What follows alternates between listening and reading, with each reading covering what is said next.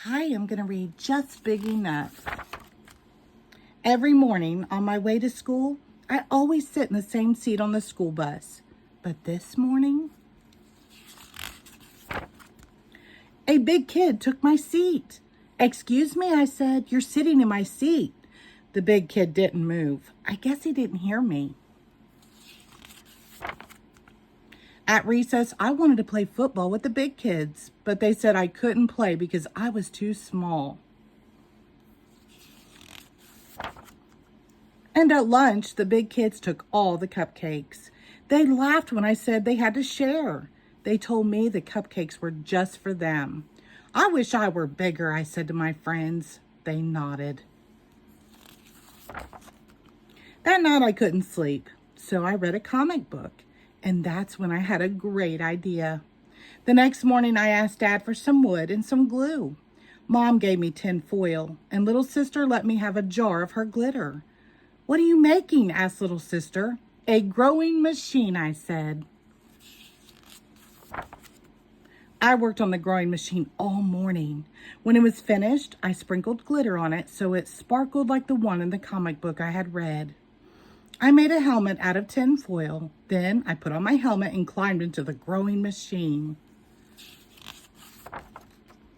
I sat in the growing machine all afternoon. I even ate my lunch there.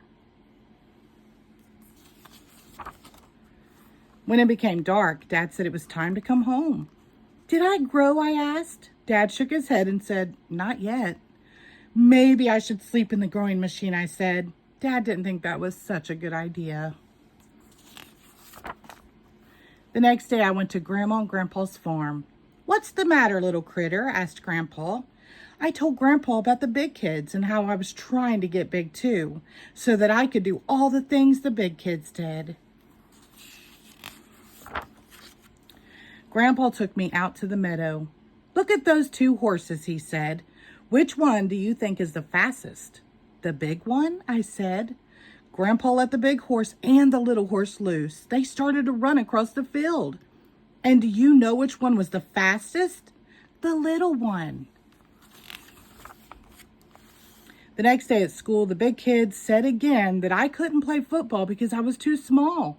I started to get mad. "I challenge you to a relay race," I said.